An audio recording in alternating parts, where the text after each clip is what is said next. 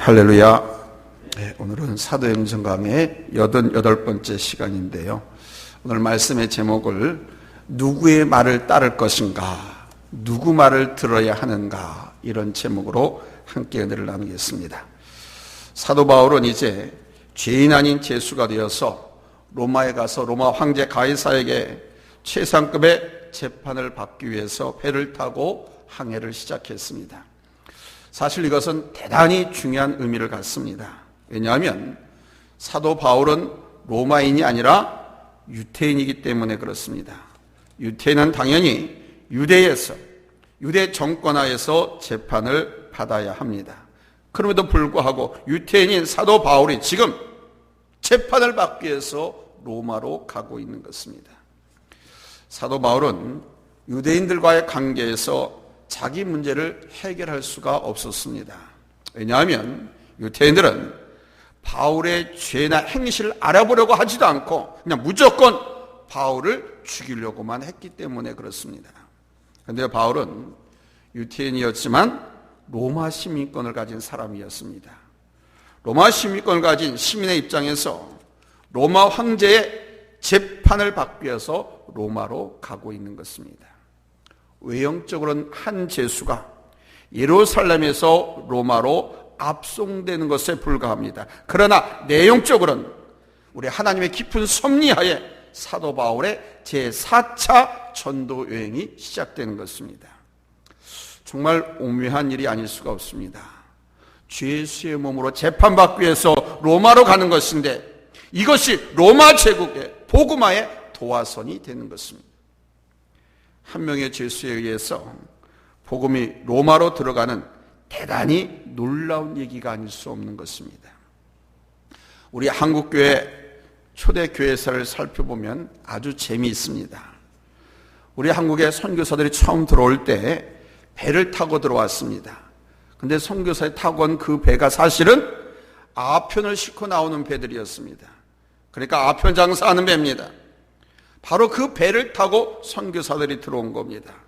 참 고약한 얘기죠. 그러나 거기에 선교사가 타고 있었습니다. 그들을 통해서 우리 한국에 복음이 들어온 것입니다. 이처럼 우리 하나님의 역사는 전혀 예상치 못한 뜻하지 않은 과정을 통해서도 이루어진다는 것을 우리가 알아야 됩니다. 지금 사도 바울은 한 죄인에 대해서 로마로 압송되고 있습니다. 이러한 죄인으로 시작되는 제4차 전도 여정이 대로마 제국이 기독교 국가가 될 수밖에 없었던 엄청난 사건이 지금 이제 여기서부터 시작되고 있는 겁니다. 오늘 본문의 처음인 27장 첫 줄을 보십시오. 우리가 배를 타고 이탈리아에 가기로 작정되매 그랬습니다. 여기서 우리라고 하는 말이 나오죠. 참 오묘한 말씀입니다. 누구를 말씀하는 걸까요? 분명히 한 사람인데 한 사람이 아니라는 것입니다. 우리라고 했으니까. 사도행전을 자세히 보면 사도 바울은 혼자서 전도 여행을 다닌 일이 없습니다. 언제든지 동행이 있었습니다. 우리 예수님께서 제자들을 파송하실 때 둘씩 짝지어서 내보내셨습니다. 그래서 서로 협력하고 또 협조를 얻고 협조를 받으면서 복음을 전했습니다. 우리 하나님께서 사도 바울과 함께 하시고 또 그를 보내시지만은 동시에 다른 사람을 붙여주셨습니다. 그런 협력자, 필요한 사람을 우리 하나님은 늘 함께 가도록 해주셨었습니다. 그래서 사도 바울의 제1차 전도 여행 때는 바나바가 함께 동행을 하고요. 제2차 전도 여행 때는 실라가 동행을 하고 제3차 전도 여행 때에는 자세히 보면 누구라고 나타나 있지 않지만은 의사 누가가 동행을 한 것입니다. 오늘 본문에 우리라고 하는 이 함은 바로 누구냐면 누가가 동행하고 있다고 하는 것을 말씀하는 거예요. 이 사도행전을 누가가 기록했거든요. 근데 사도행전을 읽어보면요, 사도행전을 누가가 기록했다라고 하는 것은요, 눈을 씻고 찾아봐도 없어요. 누가는 자기가 기록했다라고 밝히고 있지 않습니다. 그런데 오늘 본문을 좀 더 깊이 살펴보면 이렇게 두 사람이 늘 함께 했지만 늘 그런 것만은 또 아니었습니다. 사도 바울이 어디서 체포되냐면 사도행전 21장에서 체포됩니다. 체포돼서 감옥살이 그 고생하는 동안에는 누가나 다른 사람들이 같이 체포돼서 감옥살이 않았습니다. 혼자만 지냈습니다. 사실 감옥살이 누가가 동행할 수가 없지요. 그런 거로 바울은 늘 동행하는 자가 있었지만 감옥에 있을 때는 유독 혼자만 있었다는 겁니다. 그러니까 그 많은 핍박을, 어려움을 사도 바울 혼자 다 감당했습니다.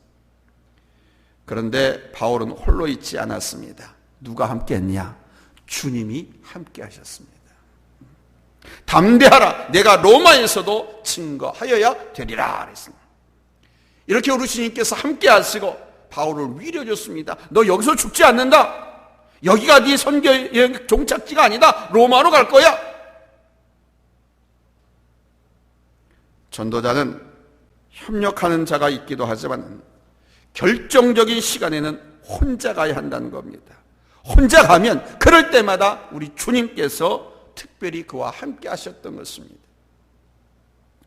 목회를 하면서도 그런 걸 많이 느낍니다. 참 외롭고 힘들 때가 있습니다. 이걸 좀 우리 장로님이 좀 알아주셨으면, 우리 집사님이 좀 알아주셨으면. 근데 전혀 못 알아주시고. 근데 정말 이러셨습니다. 사람을 바라보고 사람을 상대로 해서 목회를 하니까 그럴 수밖에 없어요. 그럴 때는 너무 힘들고 막 그래서 하나님 앞에 엉엉 울면서 기도하면 내가 있지 않냐? 너 나보고 목회했지 사람 보고 목회했냐? 사람들이 목회하자고 해서 네가 목회했냐? 내가 목회하라고 해서 목회했지.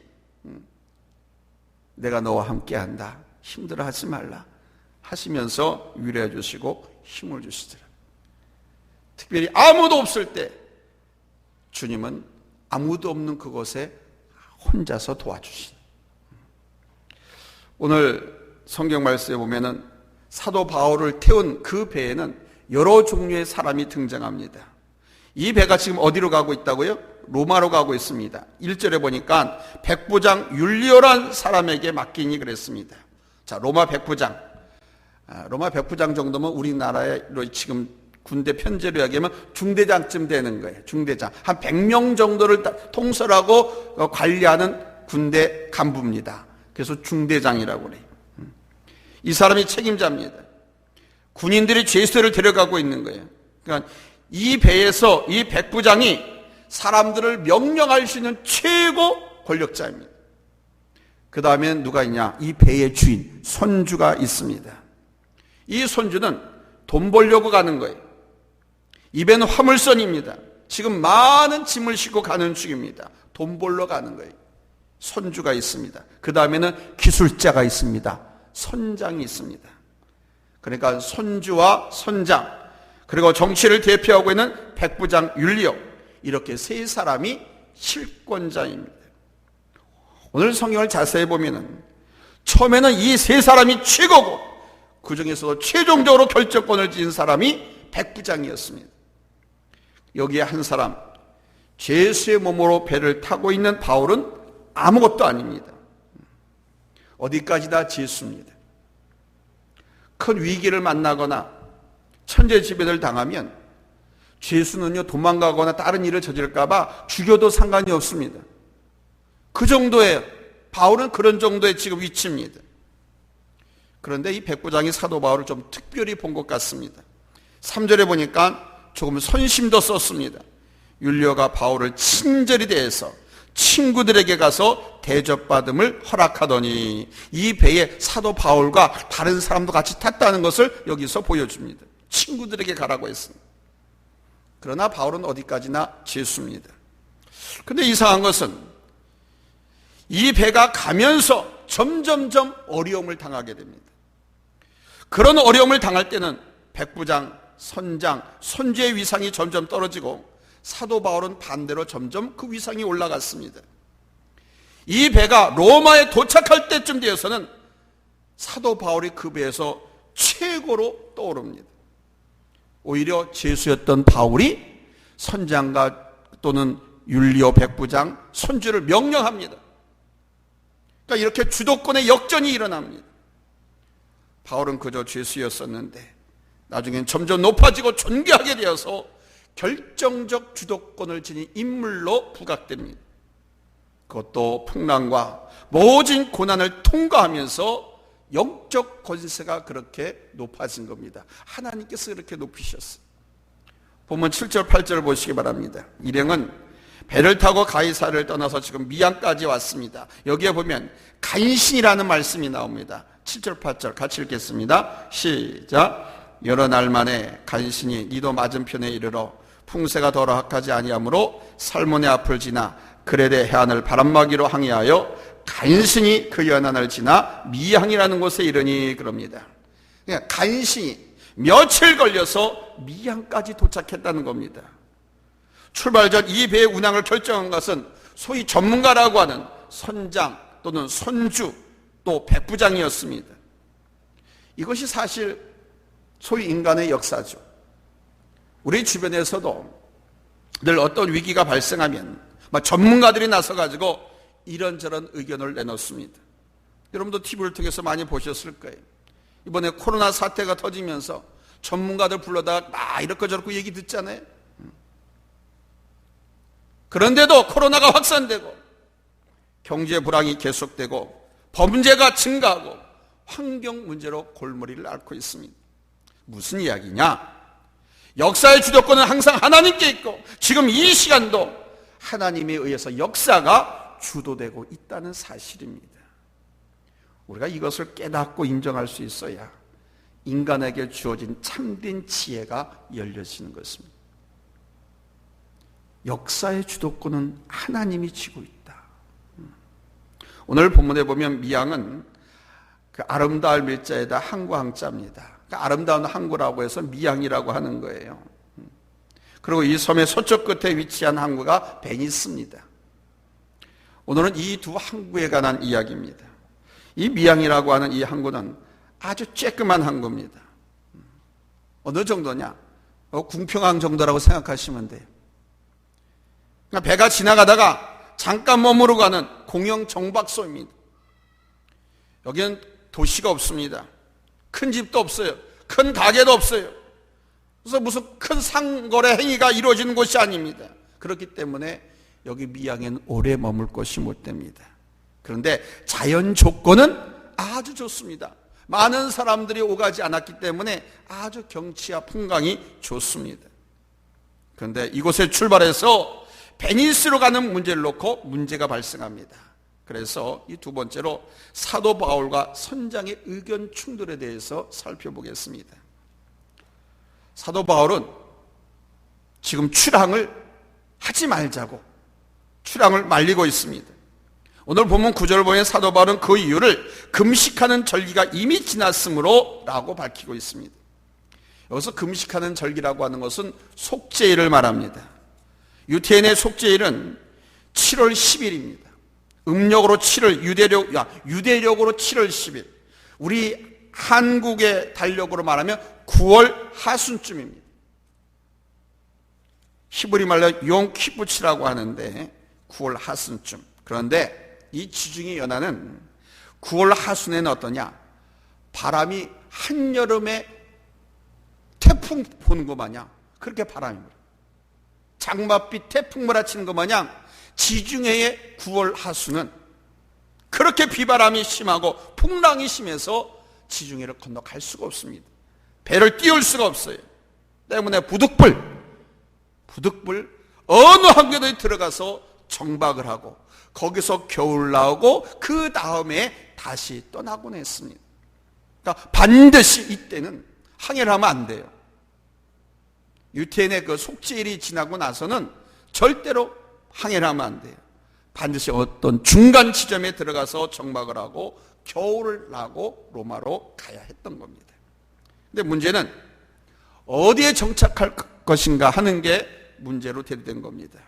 미양에서 지내느냐 베니스에서 지내느냐 이게 서로 갑론을박하게 된 겁니다. 미양은 겨울을 나기가 불편한 곳이에요. 우리 여기라면 궁평항 정도 조그만 그냥 항구 마을 어촌입니다. 근데 베니스라고 하는 것은 여러분도 세계사라든가 TV나 영화를 통해 많이 보셨겠지만 대단히 큰 항구입니다. 쉽게 얘기하면 어느 정도 항구냐? 평택항 정도 된. 그래서 베니스까지 가기만 하면 거기에는 유흥가도 있고요, 위락시설도 있고요, 술집도 많아가지고 뱃사람들이 한겨울 동안 향락을 즐기면서 얼마든지 지낼 수가 있습니다.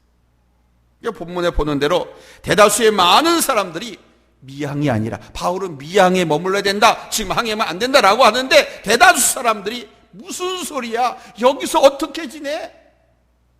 베니스로 가자. 그런데 이런 대다수의 의견과는 다르게 바울은 안 된다. 여기 미항에 머물러야 된다. 미항에 머물러야 하는 근거를 9절 10절에서 이렇게 밝히고 있습니다. 여러 날이 걸려 금식한 절기가 이미 지났으므로 항해하기가 위태한지라 바울이 그를 권하여 말하되, 여러분이여, 내가 보니 이번 항해가 하물과 배만 아니라 우리 생명에도 타격과 많은 손해를 끼치리라. 일기예보에서 파도가 몇 미터 정도 돼가지고 위험스럽다, 이 정도가 아닙니다. 장마철에 태풍 오는 정도예요. 이때는 항해 일체 못합니다. 그냥 항구에 들어가서 꼭 백길 꽁꽁 묶고 다치를 묶고 무치로 배를 끌어올리고 그 정도입니다. 지금 9절 10절에는 간단하게 이렇게 말했지만, 이걸 가지고 사실로 시대적 배경을 제가 들어가서 확인해 보니까 이렇게 나오고 있습니다. 사도 바울은 기도하는 사람이고 누구보다 영적 예감이 발달한 하나님의 종이었습니다. 이번 일을 두고도 기도했습니다. 그리고 자신의 경험을 돌이켜볼 때도 이번 출항은 많은 위험이 도사리고 있었던 겁니다. 그래서 그 많은 위험을 감수하기보다는 조금 불편하더라도 미항에서 보내는 것이 모두를 위해서 좋을 것이다 하면서 의견을 내놓은 것입니다. 그러나 바울의 충원에도 불구하고 선장과 선주는, 네가 뭘 알아? 제수란 놈이 내가 전문가야 하면서 자신들의 식견을 내세워서 자신들의 쾌락과 편안과 만족을 시켜줄 수 있는 베니스로 가자고 우겨댔습니다. 분명 그들도 이것을 여러 차례 항해했었기 때문에 위험이 있다는 것을 알고 있었을 겁니다. 그러나 편안과 쾌락과 욕망, 그리고 손준, 약간의 물건을 팔아서 이익을 볼 수 있다는 그 환상이 뒤섞여서 그런 위험을 감수하고라도 가자, 이렇게 무모한 결정 내리게 된 것입니다. 저는 이런 통계를 봤습니다. 담배가 얼마나 나쁘냐, 이 담배가 얼마나 나쁘냐 하면, 담배 피우는 사람과 안 피우는 사람의 폐암 발병률이 담배 피는 사람이 안 피는 사람보다 60배가 더 높다라고 합니다. 몇 배요? 그러니까 담배 피는 사람이 암에 걸릴 확률이 60배가 더 많다는 거예요. 6배가 아니라 60배입니다. 심지어는요, 담배 안 피는 사람이 담배 피는 사람과 같이 살아도 폐암 발병률이 2배나 높다고 합니다. 그러니까 담배 피는 여성이든 남편이든 가족을 위해서, 자기 자신을 위해서라도 오늘 당장 담배는 그냥 끊어버리시길 바라요. 이렇게 나쁜 담배인 줄 알면서도 담배를 피우면서, 아이 걱정 마, 나는 암에 안 걸려,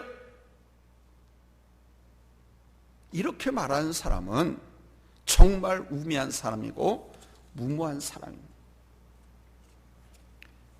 담배 피는 사람 누구든지 간에 돌아가시고 나서 폐를 보면은 다 새까맣게 다 못 쓰게 돼 있어요.